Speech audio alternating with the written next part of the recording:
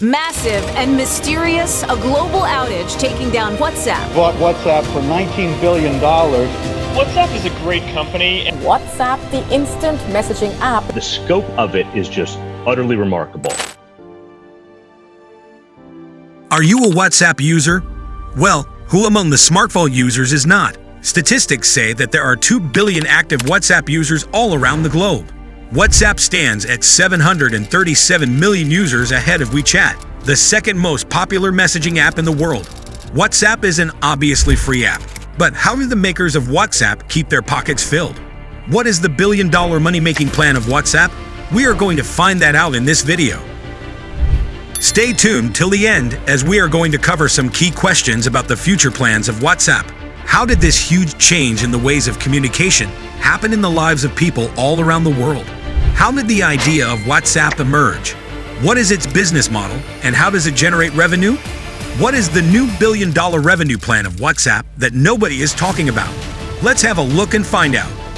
The world of information technology and mass communication is ever growing and booming at its full pace. After the invention of the telephone, the fantasy of talking at long distances eventually witnessed its realization. Before the invention of mobile phones, the common modes of communication were calls, messages, answering machines, and voicemails. After the new technology of mobile phones was introduced, communication became even more convenient as people could now make calls and send messages from anywhere, at any time. Guess what comes next? Yes, that's right, the internet. This technology simply revolutionized the lives of billions of people. Not that it just connected people easily and more efficiently, but the void of unpaid calls and messages was eventually filled by social media apps. And WhatsApp is one of those amazing introductions in the IT world. The premier messaging app took its birth in February 2009 when two former employees of Yahoo, Brian Acton and John Kuhn, laid the foundation of the app. The app was later acquired by Facebook in 2014, but it still operates as a separate free messaging app. The founders left their job to travel around the world. Soon their savings shrunk and they got worried. iPhone was just launched 2 years back and the demand for smartphone apps was ever growing. At that time, Facebook was growing at its full pace. Brian Acton and John Kuhn applied for a job at Facebook, which ended in rejection as a blessing in disguise. They looked out for their next adventure. This new venture made them start building WhatsApp. They faced many hurdles and difficulties, but they made their way through to launch WhatsApp 1.0 in 2009. Initially, WhatsApp started with the feature of updating the status, but once they introduced private messaging, the app usage grew exponentially. The user growth was dramatic and fascinating. At that time, mobile network companies were charging for sending an SMS, and the new concept of global free instant messaging spread like fire. Normally, there are 3 popular ways to run free mobile applications all around the world. The developers do that through advertising, in-app purchases, or selling your data. As the founders were not fond of the concept of money-making through advertising, they left their job at Yahoo due to the same nature of the conflict with the management over the extensive use of advertisement. In-app purchases were also not an option as the founders wanted to make the app free and productive for all the users with all its features. The third option of selling data was totally out of the priority of the founders as they were literally the activists for the privacy of data. So their only source of money was funding from their wealthy friends who were working at Yahoo. They even had to work in the limited spaces on the IKEA tables. To keep themselves warm, they even had to wear blankets.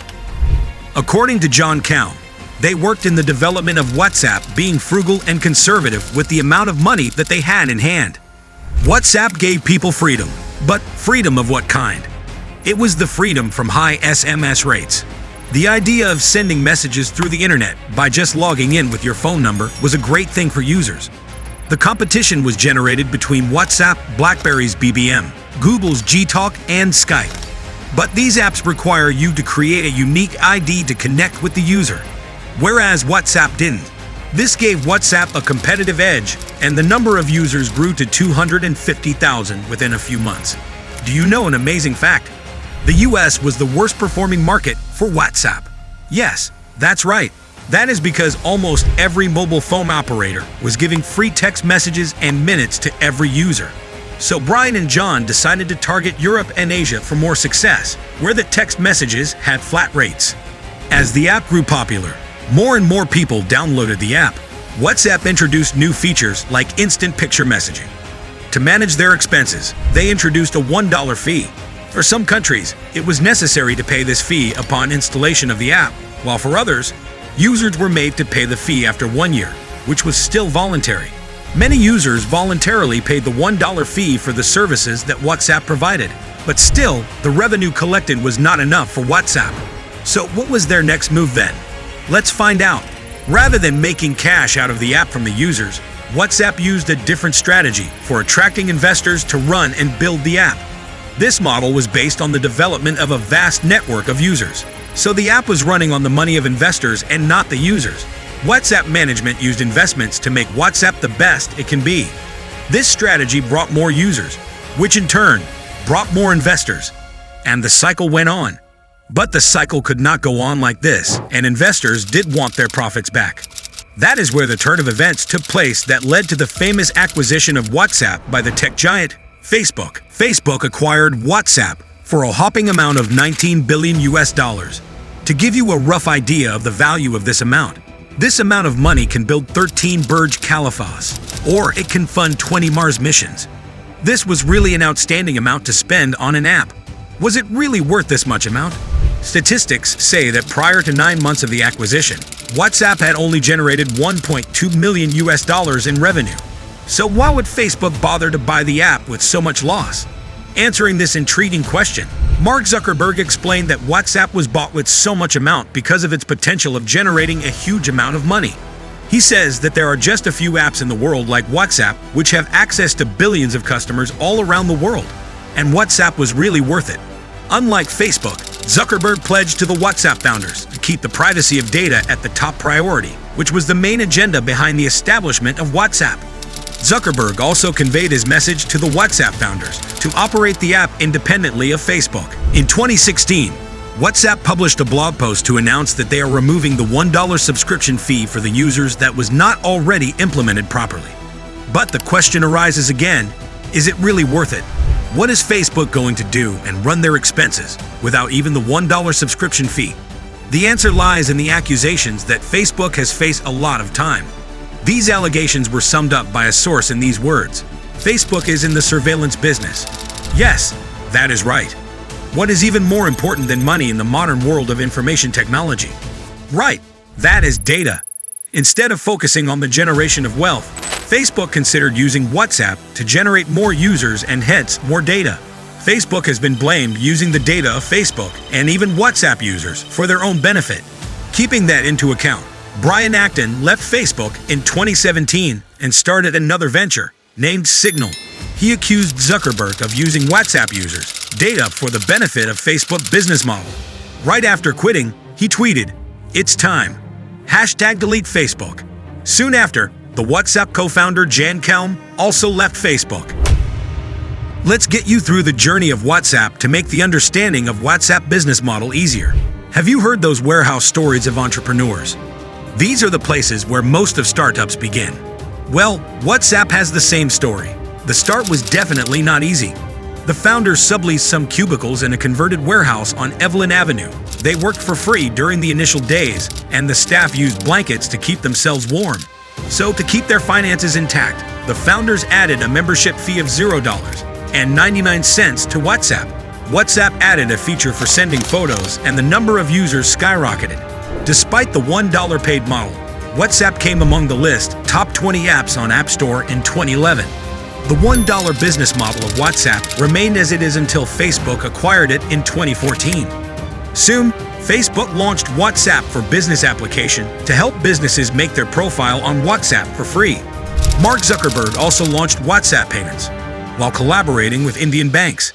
Following that, WhatsApp for Business API add-on was launched as a well-planned money-making feature. This feature made it extremely easy for businesses to engage with their customers with the features like automated messages and updates. It also partnered with third-party companies to bring more business to use its API. Now, WhatsApp is the top internet messaging app with more than 2 billion users worldwide. The success is really outstanding, while keeping user experience and money-making possible, which is truly remarkable. Summarizing the points discussed before, WhatsApp started as a free app and added $1 subscription fee to meet their expenses. Following that, they took money from investors to run their company. Finally, they took a hefty amount of $19 billion to sell WhatsApp to the tech giant Facebook. Now, WhatsApp is not going to generate wealth by WhatsApp Business alone. They are definitely going to the data integration between WhatsApp with Facebook, Instagram, and affiliate businesses, and making money by selling things. In Feb 2021, WhatsApp forced users to accept the terms of service that included the sharing of users' data with businesses, including even their mobile location. The $1 fee was initially introduced to avoid in-app purchases, ads, and selling your data. Now that the fee is removed, these conditions are going to be compromised. The simple answer to this question is a big no, only if they are transparent and honest about it. Furthermore, the sharing of information must not be enforced on people. But it is a hard truth that many companies around the world like Google are built on this very business model. You cannot watch this YouTube video for free if you do not watch ads. So Facebook is not all to blame, but the online business model that is mostly responsible. But selling data for surveillance can never be endorsed at any cost. So this is all about the WhatsApp billion-dollar revenue plan that must have been surprising for you. We really hope you enjoyed this video. If you did, don't forget to like, comment, share, and subscribe. Don't forget to click the bell button for more. Thanks for watching.